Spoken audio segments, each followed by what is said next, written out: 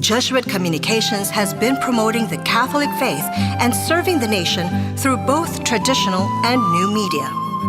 Hear us tackle national issues in light of Christian values on Usapang Kapatid, Pasakalye, and Radio Veritas.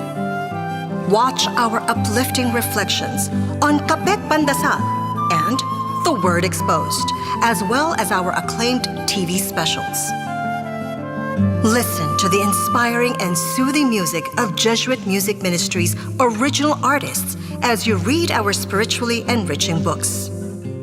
To learn more about JustCom's mission of evangelization and education, follow us on YouTube, Facebook, and our website, justcom.ph. To give a face to the faceless and a voice to the voiceless, that we may recognize Christ in them and hear His story in theirs.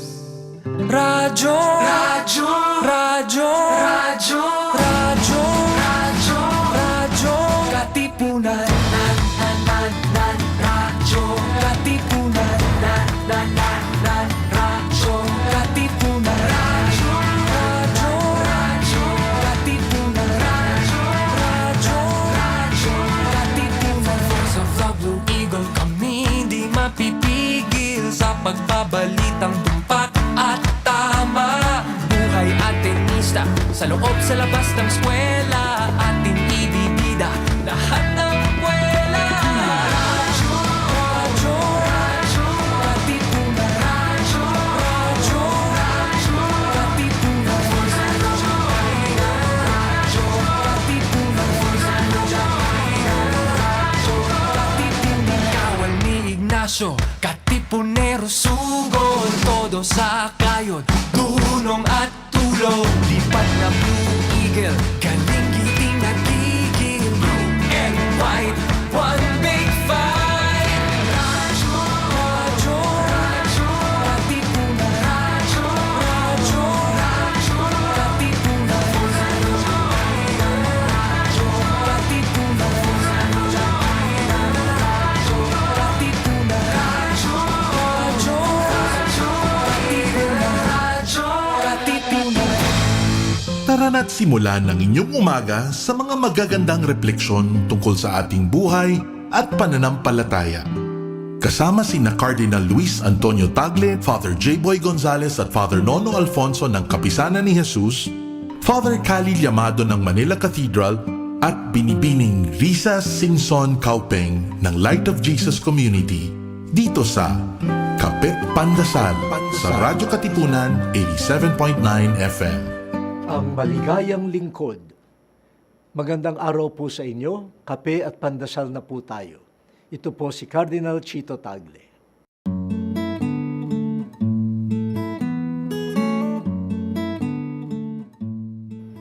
Kapag nakita ninyong sobrang masaya at masigla ang isang manggagawa, ano ang hinala ninyo?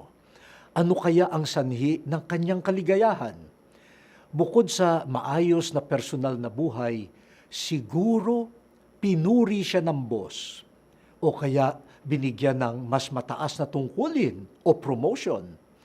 Wala nang higit na magpapaligaya pa kundi dagdag na sweldo at benepisyo. Nakakabuhay naman talaga ng diwa ang mga bagay na ito. Kung ang usapan naman ay paglilingkod sa Diyos at sa bayan, ang sanhi ng kaligayahan ay ang makapaglingkod. Sapat ng pabuya, regalo at gantimpala ang malamang naibigay mo ang nararapat at inaasahan sa iyo. Kung may dumating na papuri at pagkilala, salamat. Subalit, hindi iyon ang nagbibigay ng kaligayahan. Kung lingkod ka, bawat paglilingkod ay maligaya. Dumami nawa ang tunay na lingkod. O Diyos, turuan mo kaming maglingkod tulad ni Jesus. Amen.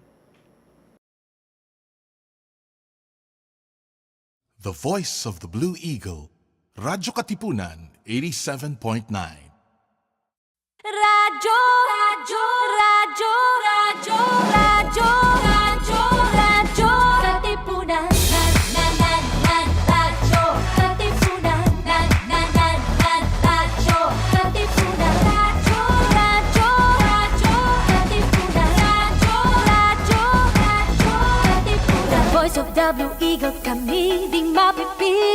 sa pagbabalitang tumpa at tama. Buhay atenista sa loob sa labas ng eskwela. Ating ibibida lahat ng pera. Radyo, radyo, Katipunan. Radyo, radyo, Katipunan. Radyo, Katipunan. Katipunan. Kawal ni Ignacio, Katipunero, sugo. Todo sa kayod, punong at tulong. Lipad na Blue Eagle, galing hiding at tigil. Blue and white, one big fight. Radyo, radyo, radyo, Katipunan. Radyo, radyo, radyo, Katipunan.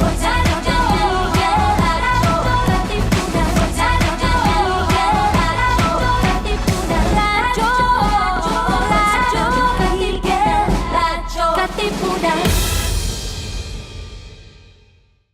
The Jesuit Hour. Get to know the Jesuits. Discover their spirituality, their history, their ministries. The Jesuit Hour. Anything Jesuit, everything Jesuit. The Jesuit Hour.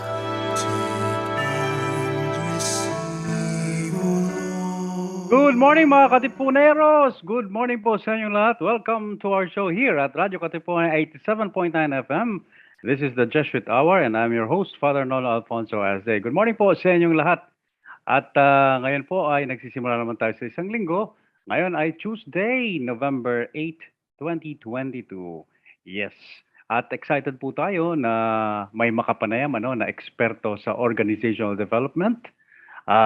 Dahil po marami po ngayon nangyayari ngayon na malapit nang matapos ang pandemya. Kukumustahin natin what is happening to the workplace and what can we expect. No? More trends, more patterns, ano nga bang mga mangyayari? Magigibang katanggap-tanggap na ang work from home even without the pandemic. Katanggap-tanggap na rin ba yung 3-day work week, 4-day work week, etc. Alamin po natin yan, At excited po tayo makausap ang ating resource person. But before we continue, let's begin our show with our prayer in the name of the Father, Son, the Holy Spirit. Amen. O Lord, the author and persuader of peace, love, and goodwill, soften our hand and steely hearts and warm our frozen and icy hearts, that we may be the true disciples of Jesus Christ. Give us grace even now to begin to show that heavenly life where there is no hatred but peace and love everywhere. Amen. In the name of Father, Son, the Holy Spirit. Amen. Yes, that prayer is from Juan Luis Vives or Ludovicus. Yan. So, maraming salamat po sa pagpapahiram ng inyong panalangin. Samantala, ipagpapakilala po natin ang ating panauhing pandangal and he is of course now based in Singapore. We have guested him before, my dear friends. So his expertise is on organizational development and because he knows about Ignatian spirituality as well. He has been counselor for Christian Life Community for the past 20 years. Ang tagal na, no? But now he's based in Singapore with a family there, and I understand he is a new father thrice over. Tama? Yun. So, pangatlo na po ang kanyang anak. Please welcome to the show our expert for the day, Mr. Eric Santillan. Good morning, Eric. Morning, Father Nono. Good to be back, no? It's always good to be here in Radyo Katipunan. So, Thank you. to talk about my life. Yeah. Okay, so congratulations muna. Pangatlo na ba? Salamat. Oo, pangatlo at may lalaki na. So dalawang yes. babae, dalawang older girls, and one boy now. So he is, Echo is 2 months old. now. Echo. Wow. Echo. Yan. So congratulations. Pogi yung pangalan, Father Nono. Ay, oo nga. Echo. Yeah, so okay, so patapos na raw ang pandemya, ayaw pang aminin siyempre ng World Health Organization, but the farthest that they will say is it will become endemic, yung virus na ito magiging endemic na. But of course, during the pandemic, ang daming nangyari sa workplace, di ba? Ang daming mga changes, of course, yung work from home. But now that we are going back, whatever, to the new normal or to uh, dati, di ba? So, yung pag-usapan po natin yun, kasi maraming mga employers lalo na naguguluhan, di ba? I'm sure you're also aware of what's happening in the Philippines, even as you are based in Singapore. So siguro the first Yeah. question is, what do you think, Eric? Yung work from home, what will happen to that arrangement? Yeah. Okay. So, I guess before that siguro, i-contextualize ko lang. No? One, it's interesting. I think the first thing to say is that it's interesting to see the subtle and not so subtle shifts in the world of work. No. There are practical changes and tensions. No. For example, what we'll talk about hybrid workplace later. No. But then there are also philosophical changes, I would say, no? Yan talaga, Tensions. philosopher ka talaga. Philosophical changes. Parang ano siya, Father Nono, I don't know if you remember si Father Tom Gwyn dati he talked about Thomas Kuhn, di ba? And revolutions, di ba? So sabi niya, before revolution can happen, before change can happen, the old guard wants to hold on to old paradigms and old ways of working. And that's essentially what's happening, and that's essentially what I'm seeing right now, as you will see with my examples later on. So the first siguro is that, yes, hybrid. So it's hybrid, not fully remote, not fully back in the office. Father Nono. I think that's the trend, and I think that's also a point of tension. So hybrid work is defined as the working model where employees are given the flexibility to work both in the office or work remotely, work from home. No. This is not for everyone. It's for a particular set of employees in organizations. For example, usually it's the office or knowledge workers, leaders and managers. No? So yung operations, usually they go back to factory, but the leaders and the managers, they can work remotely. No? Also, obviously, there are also those in the digital sectors like e-commerce or tech. No? I think that will continue to rise. There's no going back. No, there's no going back. Pero Father Nono, I think the more subtle trend that I see beyond that, is that beyond the physical, whether you are in the office or in a co-working space or in a coffee shop or at work, what changed in the past 2 years is this subtle shift in working mindsets. My working mindsets, na nagbago. For example, there is a shift in industries, and this is across many industries, rethinking how we operate. So there's a trend in that. Now, for example, traditionally in-person work sectors or industries like banking. In the Philippines, meron ng Maya Bank, Maya Digibank, meron ng GoTime, which just launched about a month ago. Here in Singapore, you can have a bank account without ever visiting an actual bank. Wow. Without visiting an actual physical bank, ever. So, for example, the bank for my company, I've never stepped foot in the bank, or talked to a bank teller, and we've been with them for 2 years na rin, so imagine the shift in mindset. So some banks, for example, keep talking about customer service, but for a very specific set of the population, customer service, in terms of people talking to you, it does not matter at all. So, ganun din, logistics, for example, that's very in-person, pero if you talk to some of the delivery personnel, di ba, sa Grab or Deliveroo or GoGoX or Lalamove, for example, di ba, they've never been to their physical office ever. They just get assigned the delivery and they pick up and then they deliver. So ang nangyayari, Father Nono, is that traditionally in-person industries are finding ways as a business strategy, not just as a trend, but as a business strategy, because they're finding out that becoming more digital is better, becoming more tech-enabled is better, being less dependent on physical transactions is better. So I think that trend is going to continue even as the world opens up. Yun, Father Nono. I think that's the first thing siguro na nakikita ko. Now, if I can add lang, from the employee perspective, so ano mangyayari sa employees, di ba? More and more employees actually prefer flexible, no? Meaning mix of physical and remote. In the latest Southeast Asian survey, in fact, 80% of employees say they prefer a flexible work arrangement, no? As a policy from their companies after the pandemic. They don't want 100% work from home. They also don't want 100% work from the office. No? Parang they want that flexibility to decide where and when they work. No? And in fact, 60% of those surveyed actually said they would consider leaving their jobs if their companies are inflexible. Wow. Aalis sila, no? Parang ganun. Wow.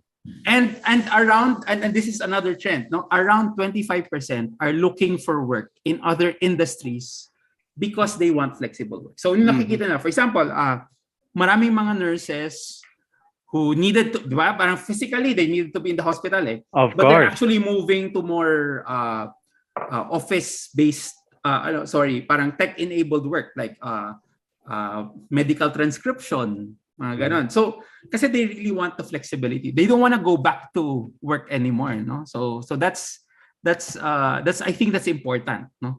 To see. No? Okay. What about the employers? Were they also asked in that survey their preference? Actually, ito yung I guess that this is where the tension lies, Yes. no? Kasi parang so the same survey actually talked to nearly 3,000 managers. And it revealed that 65% of the managers and the executives, the owners, no, believe na in-office employees are higher performers than remote employees. No? So parang I think nandun pa rin, no? Parang, and in fact 76% believe in-office workers are likely to be promoted than those remotely, no? Parang I think that's part of it siguro, no? Parang what we're also seeing is that managers were forced to measure performance differently in the pandemic. Diba? Parang all of a sudden, diba? Parang managers who were used to managing performance by attendance, diba? Parang ganon. All of a sudden, they have to manage performance by value. No, what is the value of this employee? No, parang, diba? Parang ano yan parang yung idea natin, diba? Magpapatrabaho ba tayo ng per ora or pakyawan ba, diba? Parang usually yung trend ng mga tao, gusto natin per ora kasi gusto natin makita yung tao na nagtatrabaho talaga. Ayaw natin pakyawan, no? But later, I think the trend also is that the work performance is also subtly changing to more value-based measurements, no? Not just the time in, time out mentality. No? So the world has changed. Employees' desires have changed, but at least according to this survey, managers and executives' mindsets have not fully changed. No? Wow. That is to be expected, ano? Follow-up question dyan sa survey. Meron din bang tinanong din ba sila in terms of productivity? Kasi I think I was able to just speedily read an article that employers are saying that the performance, the productivity went down talaga during the pandemic because of the work from home arrangement. Do you validate that? Okay, so there are actually surveys also that say otherwise. No? Okay. In fact, so the survey that says, for example, na you lose 3 hours in traffic going to the office, actually invalidates what you said, Father Nono. No? At the same time, parang merong mga so there, I guess that's where the tension lies. No, parang one set of surveys actually say productivity has gone down. Now, there's this particular survey in the US that actually says productivity has gone down, and that's why companies like Apple, companies like Facebook are actually asking, and Google are actually asking their employees to come to work again. No, but I think there's a different thing that's happening in the US. No, in Southeast Asia, it's very clear that productivity is actually gone up. Ito, Father Nono, this is actually a funny thing. No, one of the funny things that came out in that survey is that yung sick leave, no? Mhm. Mhm. Yung sick leave, they found out in this survey na parang 8 out of 10 people pre-pandemic, no, who are asking, who are actually declaring that they're sick for work are actually not sick. Umamin. So parang they're actually not sick, no? It's probably other reasons, no? Pagod lang sila, ayaw nila makausap, ayaw nila yung manager nila, mga ganun. Now that number has gone down, no? In because of remote work. Mhm. 63% of those surveyed actually say they will work even if they're sick. Kasi nasa bahay lang sila eh. Yeah. Yun. So there, no, parang, so I would say the productivity, at least in Southeast Asia, which is our context, has actually gone up. No, so with all the other factors, traffic, all the other things, no, parang ganun. Galing. The problem is, Father Nono, the way managers have been trained, parang hindi pa siya umaabot doon, no? Parang I think there's also a change in the way in the role of managers, no? Parang less management, more leadership, no? Parang quotable quote yan, less Quotable management. Twitter. So parang meme yun, Father Nono. Parang Yes. less management, more leadership. More no? leadership. Parang and I think, no, because there's also this trend where more and more managerial tasks, admin tasks, are being automated. In fact, there's a study that says that around 75% of admin tasks that managers do, that includes, for example, making memos, providing performance feedback, reminding employees about performance about company policies. No, those will be automated by 2025. Wow. So what is left for managers to do, diba? So first, I think it's very critical for managers to have a better relationship with their employees, no? Because one, they are the primary connection to the company, no? They don't. So many of the office workers now who are working remotely don't talk to anybody else but their managers. Wala naman sila makikitang ibang tao na eh in the office kasi they don't go to the office anymore, diba? Yeah. They don't go as much. So more than ever, company culture is represented by the leaders or the managers. Wow. And how you experience your company is via your experience of the manager, no? So that's the first, no? Second, parang na-realize ko nga, parang yung sinasabi na to ni Ignatius in the 16th century pa ito. Diba? Parang I think Ignatius is way ahead in this, no? He was very clear about the role of a Jesuit leader. What's a Jesuit leader? It's not admin tasks. Diba? A Jesuit leader's main role is really to talk to his people one-on-one to understand where they are so they can help discern. So we can help discern where they can be assigned this. Diba? Parang ganun. So once again, a 16th century priest can teach us something about the future of work because this is where the future of work and the future of management is going. No? If you watch, for example, sikat na sikat ngayon si Simon Sinek. No? Yes. If you watch Simon Sinek's videos, that's basically what he talks about. Yes. It's actually the evolution of management, no, in this new world. No, less of the admin tasks and more of the leadership role that we've always advocated. But in real organizations, real managers fail to do because they're not trained for it, no? Or because they're eaten up by administrative tasks and don't have the margin and the psychological space to do it, no? And that's not just in organizations, Father Nono, no? That's also in the church, di ba? Di ba? Parang admin task din ang mga pare. So napupuno din ng admin task. Correct, no? And correct. Parang sayang, no? Parang they're not able to do more pastoral work, which is what they're and I think that's the role of managers moving forward. No, so right now there's more pressure on managers this time, especially after the pandemic, to be the leaders that they were not trained to be. No, so and sadly, this is what happens in organizations, diba? You promote a very good individual contributor, and you expect him to manage. No, so you end up losing a very good employee. And you gain a mediocre manager, no? Correct. Parang Peter Principle, di ba? You promote a person to his weakness na. Weakness, to his no? limitation, yeah. Yeah. And his mediocrity, di ba? Yes, yes. One very clear example of that, no? So of how leaders are not really trained to do this, no? Is that before the pandemic, di ba? There's this unwritten rule that you're supposed to separate work and life. Mhm. No? Very clear yan before the pandemic, di ba? Sa buhay natin dati, sa buhay ko dati, Father Nono, di ba? Walang feelings, trabaho, di ba? Walang ganun. So, yun, but during this pandemic, no, people started talking, all of a sudden, they started talking about their issues on mental health. Mental health, yeah. About employee well-being, about inclusivity, even about gender issues. Diba?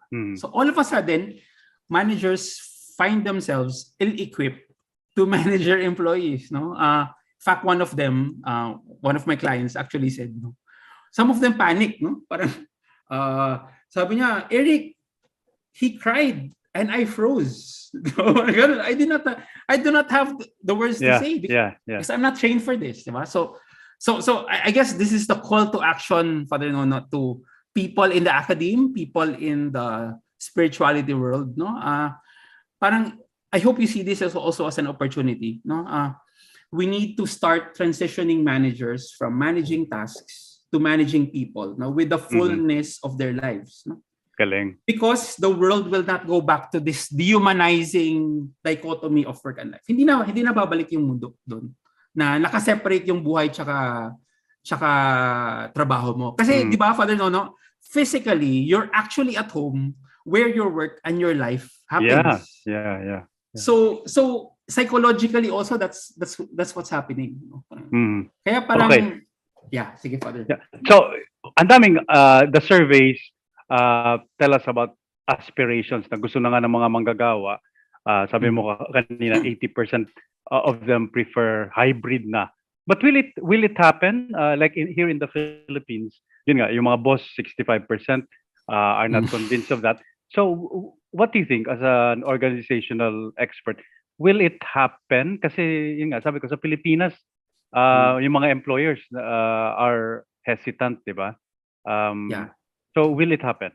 What do you think? So okay. So my answer there's the practical answer to it.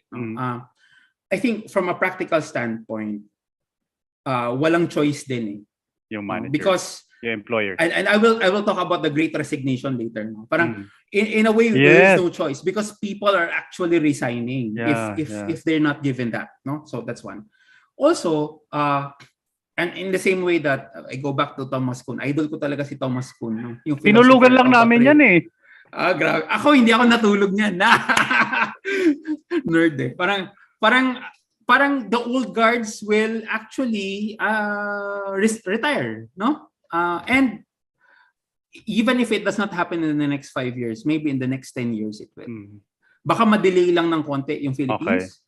But it's actually happening all over the world, no? Yeah. I'll talk about baka segue to the Great Resignation.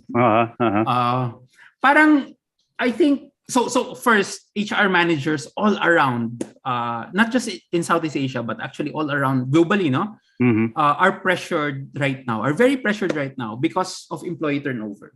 Talaga umaalis talaga yung mga tao. And there are several reasons for this turnover, no.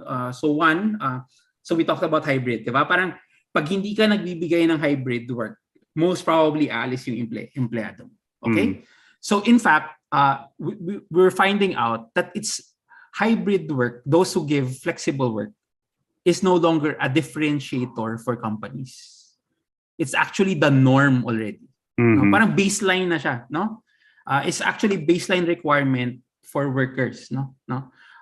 Now, okay, now ito yung nangyayari, ito yung something that I see in Southeast Asia specifically.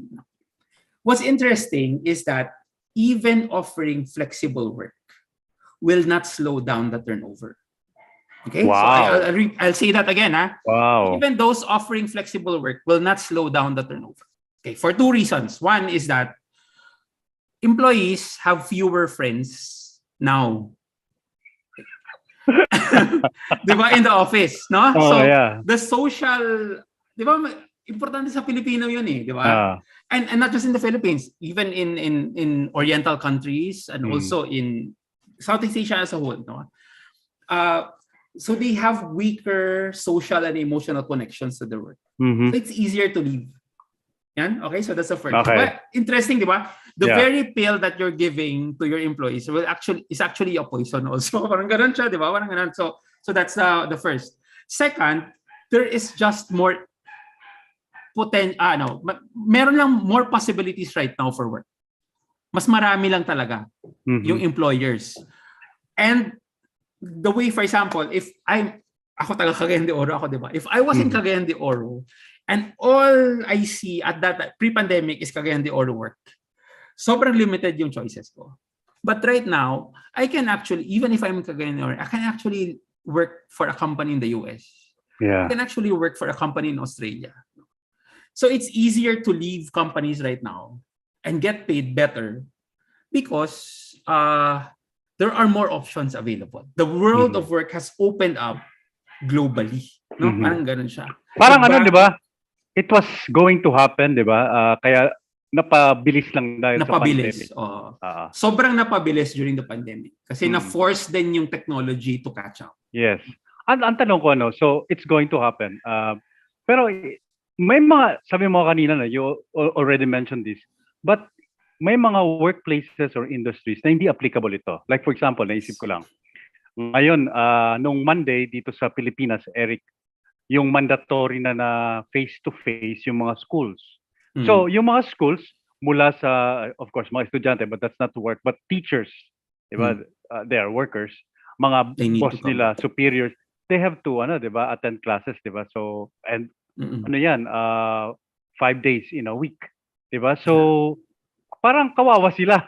Samantalang yung ibang mga klase ng mga workers, they can work from home. Diba? Baka mamaya maapekto na wala na rin gusto magturo. Kasi, isa yun. Diba? Also, even, I think, so it's not just the teachers, but also some of the students, no? In fact, I know of several who actually go to study online for US schools now. They were from Ateneo High before. Diba? They studied in Ateneo High. Tapos ngayon, nag-aaral na sila sa labas. No? So they took the SATs. There are more possibilities open for them because of the pandemic. No? So ganun, no? Parang it's both the teachers and the students who are actually finding out. And it's the same, no? Parang finding out, it's a global world now. Parang it's not just, di ba dati, parang if you're from Alabang, ang hirap-hirap pumunta ang Katipunan to study in Ateneo, di ba? Parang, di ba? Pero, of course, even with C5 and everything, di ba? Parang mahirap pa rin. Pero right now, if you're in Alabang, Katipunan is an option, but not just Katipunan. Malaysia is an option. Singapore is an option. Basta online, no? Basta online, no? Para basta online. Yun. So some schools are actually using that and actually advertising in places where they never advertised before, no? Of course, there's that trend pa rin na, let's go back kasi parang, I guess, yung feeling pa rin ng hybrid, iba pa rin, di ba? Parang may, importante pa rin yun sa, I guess, the Filipinos. Even siguro for those who are studying, yung home study, di ba? Yung homeschool. Meron homeschool, di ba? Yung homeschooling, it's also parang may mga PE pa rin sila that they do together. Kasi parang I think the idea of hybrid is still important. So I guess I don't have an answer to it. Parang I guess schools, institutions are finding out, and there's no formula for it. Parang we are going through this together, I guess, no? Parang parang hindi pa alam kung paano ba to, how will this work, no? So yeah. Parang naalala ko yung first year of the pandemic when Father Salty was still alive and he was the headmaster of the Ateneo grade school. Hindi raw nila ma-figure out kasi may nag-e-enroll kasi lahat online. May nag-e-enroll na taga Davao. Diba? Taga Davao. So sabi nila, ano ba to? Papapasukin mo natin o hindi? Kasi what if the pandemic ends na after a year? So kailangan niya ng, di ba? Mag-move to Manila, di ba? Yes. So anyway, ang dami mga so I guess the next question is, what about yung mga kasama ba doon sa sinasabi mong hybrid, yung mga 3-day, 4-day work week, di ba yung mga ganon? Yes. So that's part of it. No, parang so I'm not sure about Manila, but there are places in Southeast Asia, for example, na people are actually moving to the social term suburbs. No, parang ganun. The suburbs, not in the city, kasi it's cheaper. They have cheaper rent. They have but then and then they come up with parang work arrangements na lang with their companies na they can come in once or twice a week, no? And they would rather do that kasi all in all it's still better for them, no? Parang it's still better from an expense standpoint, from a financial standpoint. So that's still a better setup than being in the city and having to pay rent and all that. And then coming to more. So I guess, Father Nono, parang for those who are, and I think there's this other trend, no, yung what I call non-linear work days, no, non-linear work days. So aside from those 3 times a week work or there's also this trend of non-linear work days, no. And if you look back at history, di ba, you'll realize that it's only during the Industrial Revolution naman na that we set up the 8-hour or the 10-hour work day, di ba, continuous work day, di ba. Before that, no, a farmer goes to his farm at 3 a.m., works until 7, tapos pag sumikat na yung araw, umuwi siya, di ba? Parang gano'n naman. It's non-linear, no? Now, and I have some clients doing that now, no? One, office workers are asking for that flexibility now, no? Parang, kasi bumabalik na rin yung mga anak nga nila sa school, di ba? Parang, can I not work from 8 to 10 a.m. because I need to bring my kid to school, diba? And then I can just come back after lunch siguro, no? Parang, and for organization, and some organizations have adjusted, no? And I think the key here is adjustment, no? The more flexible ones have set up flexible work policies, no? But also the integrating technology for all their employees to work synchronously, diba? Parang ganon. Now, so for example, no? I think the key the key that I see right now is that for those organizations, they've made flexibility an advantage. One example, isang company that used to have 8 to 5 customer service care hotline. Okay, 8 to 5 p.m. Okay? Now with this flexible non-continuous work setup, no, they're now able to offer the hotline to their customers from 6 a.m. to 12 midnight. Wow. Which led to a 180% increase of customer serve per month. Diba? So if you are flexible, you can find advantages in flexibility. They found out, for example, that particular company, they found out, yung tumatawag pala sa amin, 8 p.m. Pinakamaraming tumatawag at 8 p.m. So before this, they were not servicing the people who were calling at 8 p.m. kasi 8 to 5 lang sila, sarado na sila by 5 p.m. Diba? So there, if you are flexible, you can find advantages in flexibility. No? Galing, ano? Tama ka dyan, Father Eric, ano? Kasi since the time I worked, Father Eric. Father ka na kasi ngayon eh. Third time. When I started working, di ba? So, nung nasa labas pa ako ng hindi pa ako nagpapare, it has always amazed me na yung working hours, yung banking hours, di ba? Are not that friendly to employees. Like for example, magbabangko lang yung mga empleyado during lunch break. Kasi yun lang yung oras nila na makakapunta sila sa bangko, di ba? Dahil 8 to 12, expected sila sa workplace, yun din yung banking hours.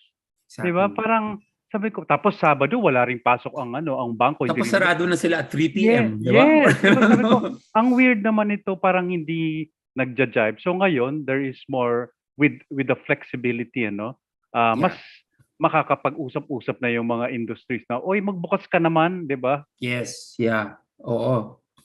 But very very important yung sinabi mo, kailangan din merong technological support or infrastructure na i-offer yung mga kumpanya. Di ba? Paano yan Kasi di ba yung practical I'm also an employer. So paano yung pag-compute mo niyan sa sweldo, di ba? Sa pati ba yung support sa yung manggagaling sa mga employers, di ba? Okay. Of course manggagaling sa kanila, di ba? Pero sa kanila yung laptop, sa kanila yung camera, sa kanila yung ring light, di ba? Yeah. So okay. So wala pa masyadong formula for it, but there are companies who have already come up with policies naman to really help kasi they see the advantages talaga of this tech-enabled work environments, diba? So there, some companies, for example, in the same way that they would offer car loans before, diba? They offer laptop loans. No? Yun. And then after a certain period, the employee owns the laptop now. No? So tapos also as a benefit, diba? Parang ito this is Dell I don't know if you know Dell computers, no? Yes. When they came up with their last report, they realized they saved $12 million on rent. Wow. Because of this pandemic. Rent of office of office space. Yeah. Rent of office spaces. Now, yung $12 million na yun, hopefully, babalik nila sa empleyado, di ba? Sabihin nila, okay, sige, then we will support you fully working online, di ba? Or something like that, or hybrid, di ba? Yeah. But see, parang if you're able to, if you are going to be creative about it, you can actually find ways to make it work for the company, no? So there, parang ganun siya. Hindi naman pwedeng ibigay mo na lang lahat din sa empleyado, di ba? Parang, that's also a failure point, di ba? But there, no, parang that's one. The second thing is that technology as a whole is catching up, no? So, di ba? I don't know if you remember, Father Nono, the only video calling, yung pinakasikat na video calling before was Skype, di ba? Yeah. Diba? Skype lang naman yung option natin dati, ba? I'll Skype you. But during the pandemic, nagkaroon ng Zoom. Diba? And they are actually cheaper, no? So there are a lot of technologies now that are cheaper. You know, for example, ERPs right now are much cheaper than SAP before na million, diba? And it's really to help out. Ang technical term for it is software as a service, no? SaaS, no? It's really to help out this movement for online, no? So cloud, no? Nag-move na to the cloud yung mga tao. Wala nang mga physical servers, di ba? Ang mahal-mahal ng physical servers, Father Nono, di ba? For you to have a physical server, you need to have a server room. Yeah. Which has to be open ang kuryente for 24 hours, no? Yeah. Ngayon nag-cloud server na, may AWS, may, di ba? So the technology has also made it easier for people to become more tech-enabled. And Father Nono, just to add to this, because this is another trend that I'm seeing, no? This is what I call as the rise of the passion economy. And this is connected to technology. Parang ang nangyari kasi, and I think as a background siguro. I-define muna yung passion economy sa marami nating mga tagapakinig. Yeah. It's so di ba? Parang my example to this is pag dati sasabihin mo sa tatay mo, tay, magiging artist po ako. Kukompose po ako ng kanta, tapos kakanta-kanta po ako, maging folk singer po ako. Sabihin ng tatay sa'yo, wag, mag-aral ka. Tapos, walang pera dyan. Walang pera dyan. Yes. Okay? Passion economy is that people are finding out they're actually earning better in this new world by following their passions. Wow. By following what they love doing. No? And you know that, no? For example, the top earning writer in Substack, which is like a paid newsletter platform, earns more than $500,000 a year. Wow. Writing. Diba? Parang ako, writer din ako, pero parang hindi ko naisip yun na pagkakakitaan ko yung writing ko dati. Diba? Parang ganun, sayang. Diba? Parang ganun. So, pero sila, they're finding out, and these are young people, no? The top content creator in Podia, which is like a platform for video courses, podcasts, no?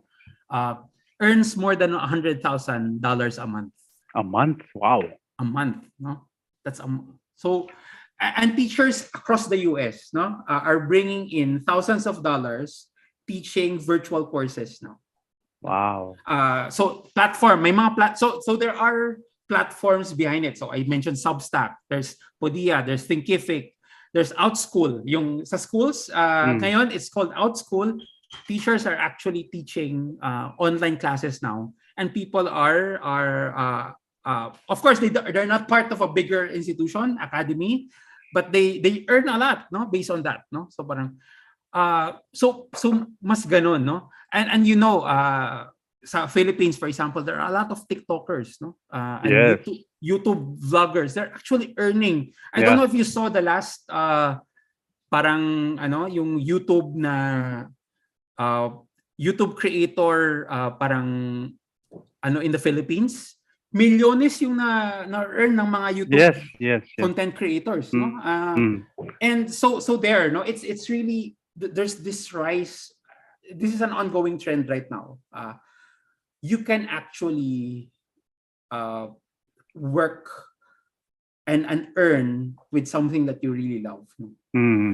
Now, Father Nono, I just like to give a background to that, no? Kasi I would say, and I guess this is where the philosophy comes in. Kailangan talaga namin ng Father Nono, kasi we are in the industry and we don't have time to reflect on these things, no. And I hope, di ba, for example, if people like Father Odi or Father, di ba, yung the other fathers, di ba, can Father Odi talaga. Father Odi talaga, special mention, di ba? If the other philosophers and theologians can look at this and can study what's happening in the world of work, no? Because what happened, and this is the reason for the rise of the passion economy, no? What happened is that yung nangyari is that parang parang people started feeling na sobrang unfair na yung trabaho, no? No? Parang, so for example, and this is the trend that I'm seeing, no? People are asking me also. For example, who has access to flexible work, no? In some organizations, some managers allow their employees flexibility, while other managers don't. Diba? So who decides? What is fair? What is equitable? Diba? So that's one. Second, no, what happens when employees move, yung sinasabi mo, when employees move to locations with a lower cost of living? For example, from the city to the province. Diba? Should organizations lower their compensation? Kasi, diba, parang, for example, you were hired in Manila, but now you're in Zamboanga with a very different compensation scheme, diba? Iba yung minimum wage and everything. Third, diba? I think this is what broke the camel's back, no? Companies are actually paying more to get new talent. And the number is actually plus 20% more. So for example, if you're a loyal employee and you stayed in your company, someone comes in, they will get paid 20% more than you. Diba? Unfair. What does that say about loyalty? What does that say about loyalty? Correct. Is loyalty not rewarded in companies? Diba? So sobrang siyang unfair. No? So and this is what happened during the pandemic, no? Also, the other background is that, and this is just being talked about now. Actually, there were nearly 130 million people who were laid off in the pandemic. Wow. 81 million in Asia. 81 million in Asia, no? Wow. As the pandemic took hold, no? So whether you had strong work ethics, you had good performance, or you had loyalty to your company, you were laid off. Okay? Then months later, many companies were suddenly desperate to hire kasi bumalik na yung economy, di ba? Nag-recover na, no? So existing employees, those who stayed, no, were often worked to the point of exhaustion and burnout, di ba? And they were told, you have to be grateful, you still have a job. Ang dami-dami na wala ng trabaho, di ba? Yes. So and all of a sudden, newbies with less experience were brought on at higher wages pa. Di ba?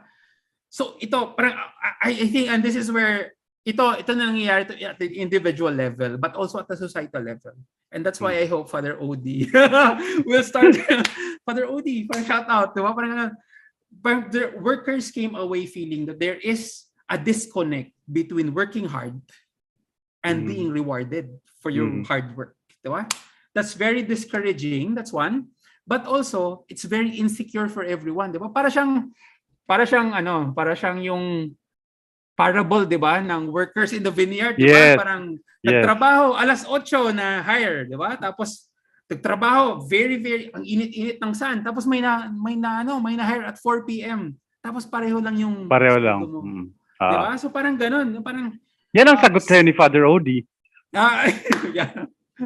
'Di ba? Parang I think something happened about our understanding of employment that is changing how employees work. No? And that's why there is the rise of the passion economy. I better do something that I love. Kasi anyway, I won't be rewarded for something that I don't. Okay. Yung isang Yes. tanong ko, with all these hybrid arrangements that's going to happen sa workplace, how now can you contemplate about yung community spirit ng kumpanya, teamwork, etc. If there's no one in the office, everyone is, di ba, in their homes. How do you build community spirit? Okay. So I think the first thing to say is that companies are still navigating this also. So we're all navigating this. Pero there are companies who actually started working remotely pre-pandemic, no? Parang matagal na sila. So parang nakailang paligo na sila sa mga bagong kumpanya that are just starting, no? So and they're able to so if I give an example there's a company called Automatic, which is the company behind WordPress, no? They're all fully remote, no? And what they do is, and of course I'm not saying this is the formula for everyone, no? Pero what they do is every year they would have like a retreat for their employees. They would gather in places like Bali or kasi iba-iba sila eh. They would fly in everyone para lang magkakita-kita yung mga tao. So that's one, no? Second, so that's building community. The other part of building community is building online communities, no? So they have and technology is very good with this also. So there are technologies like Workplace, for example, na ang ginagawa nila is they meet at certain times in a day, no? For 30 minutes. And they nagkukumustahan lang. So to approximate yung shop talk, di ba? Yung alam yung nakikita-kita kayo, nagla-lunch kayo together, no?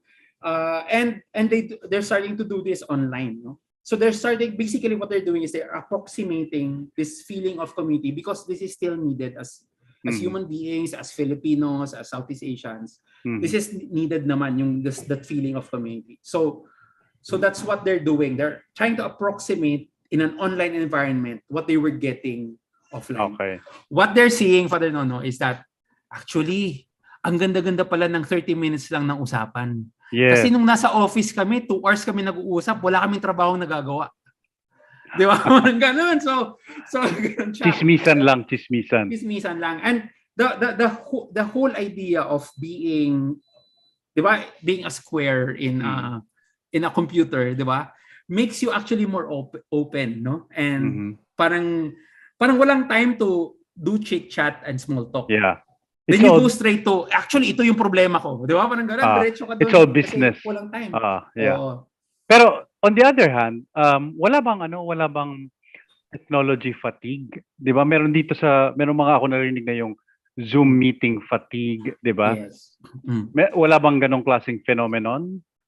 Meron, and the reason for that is because companies move to the extreme naman, no? Parang yung feeling na actually Zoom meetings can actually be the most inefficient way to work, di ba? Parang ganoon. But because managers, if we go back to managers not knowing how to manage their people, di ba? So they'd rather see them physically, at least in the square, in the Zoom call, and feel like nagtatrabaho kami kasi nag-meeting kami. Diba? So, but companies who are finding out and they're training their employees to manage better, no? Yun yung mga walang Zoom fatigue. Kasi they just meet like once once per day, di ba? Or even once every 2 days, no? Once every week, no? And they are finding out that productivity goes up precisely because they don't have meetings. Because it's Yeah. really inefficient. It's very inefficient use of time yung meeting. Di ba yung mga Jesuits, they say, di ba? The Jesuits hate meetings. Oh Kasi yeah. nga, Oo. Kasi, they're, di ba? they're workaholics. Yeah. I'd rather work, di ba? Parang Yeah, mag-uusap pa tayo, di ba? Oh, You can tsaka- just email me. Just tsaka email me and then Correct, I'll yun, do something yun. about it. Di ba? Yeah. Pero hindi ba nakakatakot yun, Eric, na like labor rights, yan ba magiging magiging obsolete na rin kasi wala na yun, hindi na tayo nagkikita-kita, wala na sa workplace, etc. I guess in some industries meron pa rin yung sinasabi mga operational, pero mawawala yung maraming mga labor rights, di ba? Yung protection, no? Yeah, You talk like about protection. halimbawa, SSS, bahala ka na dyan, di ba? Or yung PhilHealth, bahala ka na dyan, wala nang parte ang makakademand pa ba ang empleyado? Okay. So that's the other thing siguro na kailangan siguro inuance, no? And then I think government, I don't wanna put everything on government naman. Pero parang I think if for more forward-thinking governments, they're actually already doing something about it, no? So here in Singapore, for example, they're doing some support on those who work from home, no? So for example, here they're actually, kasi alam nila mahirap naman talaga mag-work from home lahat, diba? So they're actually putting up what in MRT stations around Singapore, they're putting up pods now, no? Where you can work for a very minimal fee. Wow. For a very minimal fee. Kasi, and it's not just for office workers, it's also for students, no? And it's open 24 hours. If you want to study, if you want to do group work, pwede kayong pumunta doon sa pods na yon, and then you can work for a minimal fee. So may mga support na ganun, no? Now on workers' rights, yun siguro yung kailangan tingnan, no? Kasi some workers will not be working for Filipino companies anymore. Yes, correct. Diba? So, and because of that, then I don't know what the SSS will look like. Diba? Yeah. I don't even know how taxation will look like. Yeah, that parang way, yung diba? parang yung yung mga kababayan natin na nagtatrabaho sa mga international companies like yung ADB. Diba? Hindi sila diba? Iba yung kanilang pay arrangement, etc. Yeah, oo. There will be some, there will be, and this is where the company responsibility probably will come in, no? And pero tension siya kasi one is on company responsibility, but also on the employees' realization na actually I have a lot of options. A lot more options now, diba? So if you feel that your company is unfair, and that's why fairness and equity is actually one of the trends now, then you can actually say, oh, I don't want to be working with you because another company gives me better benefits. Okay. Let's wax philosophical. Paano na, Father, kasi parang itong trends, hybrid, etc., itong mga bagong trends na to sa workplace, it will render everyone parang very individualistic. Yung I'm on my own, diba? I just meet my manager once in a while, but I produce, I have an output, diba? Pero nasa na yung yung camaraderie, yung kasi diba, people are proud of their workplaces, diba? People are proud of their companies, diba? Like I work in the Ateneo, I'm a teacher at the Ateneo, diba? Pero kung na lang, you're expected an output, you have plenty of time to pursue your passion. But what happens now to yung sense of community, diba? Sense of belonging to so I guess that's where the tension lies, no? And that's where culture will start to pull to be more I guess, operational in a person's life, diba? For actually not just culture, but personal, anong tawag dyan? Personal attitudes na and tendencies, diba? For example, there are some people who are introverts who love this, diba? Parang sobra silang love na love nila to, diba? Correct. And for them, whether they are in the office or in the I guess it just opened up new possibilities for introverts, no? To be working from home, no? And be individualistic. I guess the tendency naman for them talaga is to start being to be individualistic na naman talaga. Parang ganun. Now, the ones who are finding more difficulties are actually the extroverts. Parang ganun. Kasi wala silang kabanggaan eh. Diba? Wala silang kabanggaan. Correct. Diba? And then naiinis yung mga tao na grabe ang hahaba ng meetings natin. But it's actually the need of extroverts to be in those meetings so that they can start thinking better. Diba? Parang ganun. And di ba parang nagtatanong yung mga tao, bakit 3 hours kami nag-uusap? Kasi it's a real need of your leader eh. It's the real need of your leader to talk to you. Because otherwise, walang creative idea na lumalabas doon. So I guess that's where the tension comes in. The other layer that I see is the cultural layer. No? For Filipinos, importante pa rin talaga sa atin yung pride sa trabaho. No? That's one. And also, di ba, hanap buhay. Di ba? Parang, sana nahahanap ko yung buhay ko sa trabaho ko. Di ba? Parang, importante yon. Also second, importante yung social and emotional connections. Di ba? Pamilya. Di ba? Yung seeing work not just as work but as family. Di ba? Yes. Yun. Now, that tendency will start pulling people in. No? Parang ganun.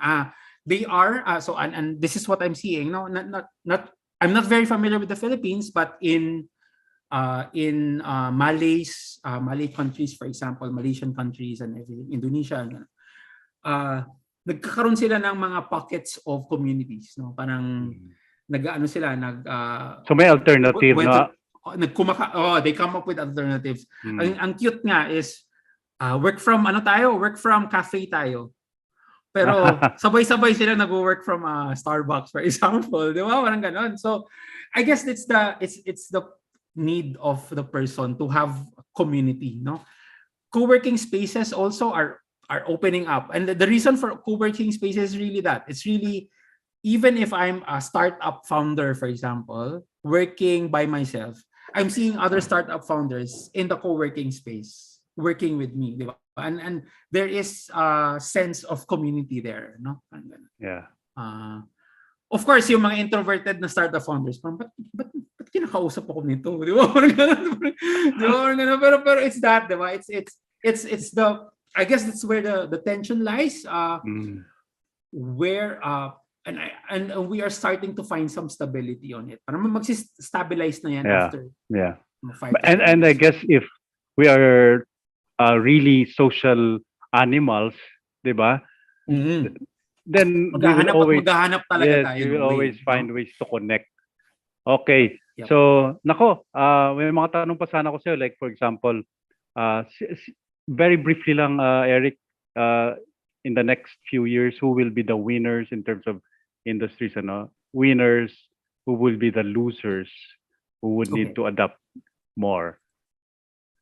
Now, okay. So, one, yung in general, tech will still be there, no?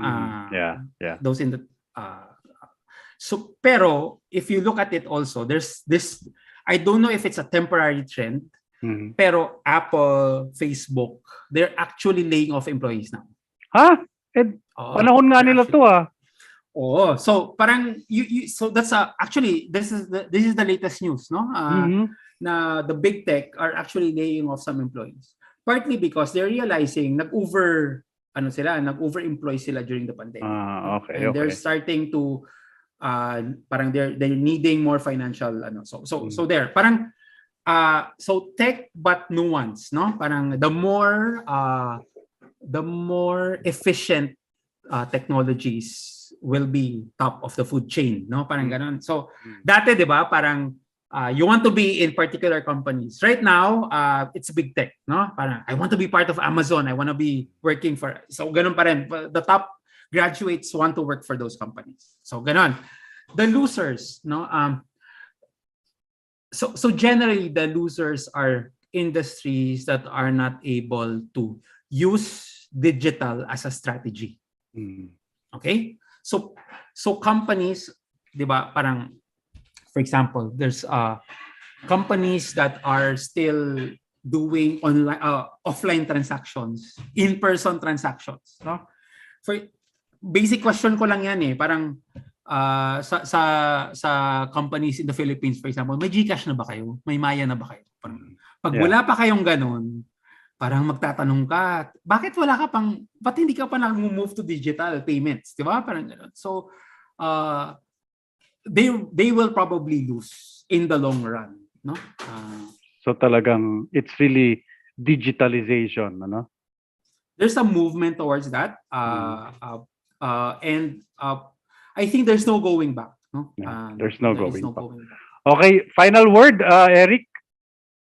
Yeah. Okay. So I think the first thing to say, I guess my final words is that for people in the industry like me, no, this is happening as we are working, no. And I think my call to action is for people who have the psychological space to reflect on this more, no. And these are people in the academe, these are people in the spirituality world, no, who need to help us reflect and brainstorm with us, because there are parang philosophical underpinnings. Yes. Everything that's happening on the outside and physically. No? We need help. No, we can give you the numbers, we can give you the statistics. But we are in the middle of it also. No? So parang wala kaming handholds. I think there are better handholds elsewhere, no? And we need help. So parang I guess those are my final words, Father Nono. We need your help, Father Nono. Sige, sabihan ko Father Odi. Sabihan ko si Father Odi. Sikat siya today eh. Maraming salamat, Eric. Okay, salamat. More power to you and your work as we, diba, as we kumbaga maneuver diba, ourselves in this ever-changing world of the workplace. Maraming salamat sa iyo, and kumusta na lang kay Echo. Yes, salamat Father Nono. Bye-bye. Okay, bye-bye. So yan po, si Eric Santillan, ang ating HR, International Organizational Development Consultant Expert. Maraming salamat kay Eric, and salamat po sa inyo lahat sa pakikinig sa atin. Sana po may mga natutunan tayo. Nako, marami pong binahagi si Eric na nakakatakot. At the same time, sa mga introverts na katulad ko, naman. Maraming good news. So yan po, at sana sana nakatulong itong programang ito sa inyo. Hanggang sa susunod pong pagkikita natin dito sa Jesuit Hour this Thursday. In the meantime, have a happy lunch, everyone. Bye-bye!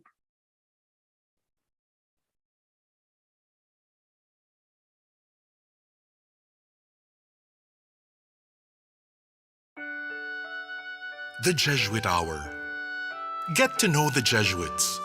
Discover their spirituality, their history, their ministries. The Jesuit Hour. Anything Jesuit, everything Jesuit.